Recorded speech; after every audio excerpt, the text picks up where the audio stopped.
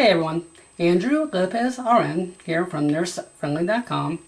I'm here to talk to you today about Ebola. Something saw me the other day that really bothered me.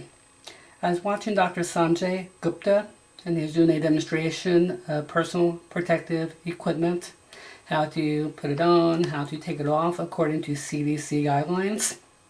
Now looking at it, it looked very much like the contact precautions that you would use going into a room with, say, C. diff or AIDS or something non-respiratory.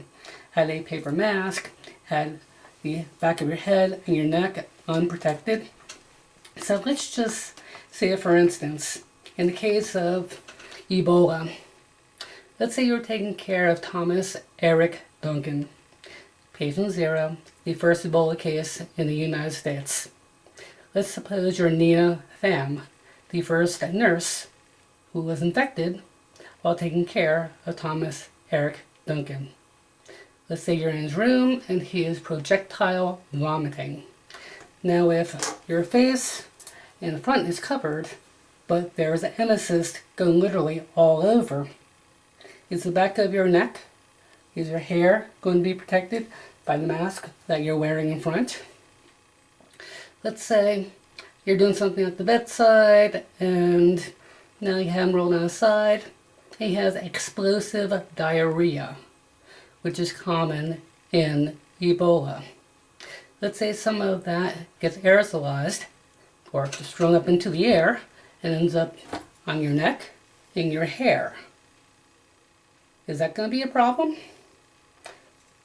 And let's say the patient has deteriorated, Thomas Eric Duncan, towards the end, he was on a ventilator. Let's say you're suctioning Thomas Eric Duncan, and he's coughing, and there's sputum and droplets going all over the room, including your neck, your hair, and any other part of your body that isn't covered. Is that going to put you at risk?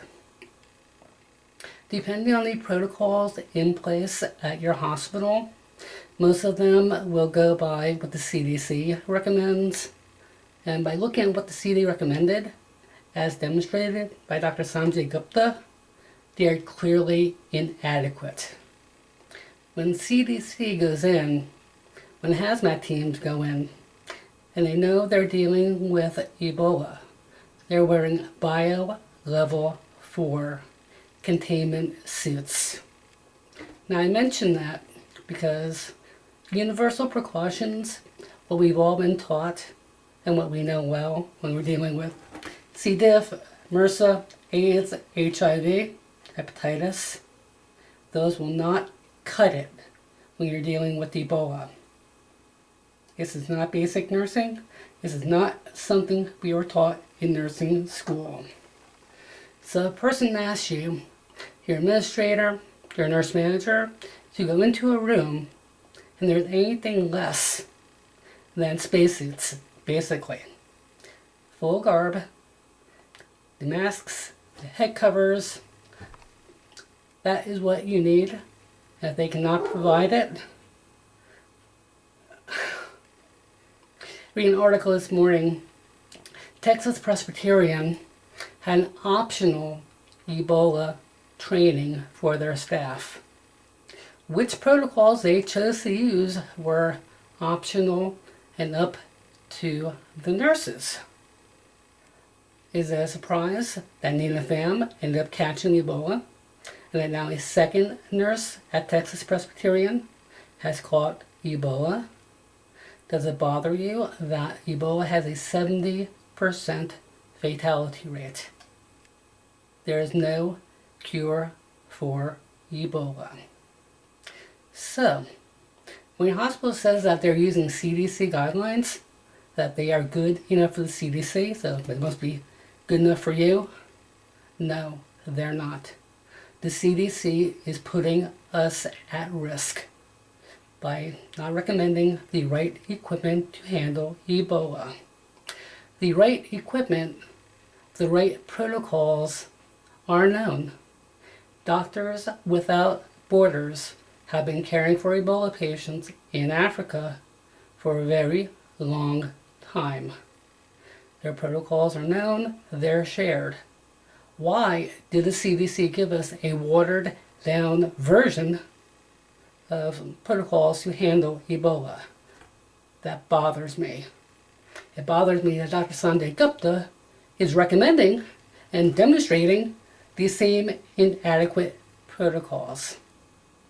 So, if an Ebola patient is coming your way and there's anything less than the right equipment that you need, and please go to the Doctors Without Borders website and ask for the protocols and find out how they're handling Ebola patients in the Ebola containment facilities in Africa.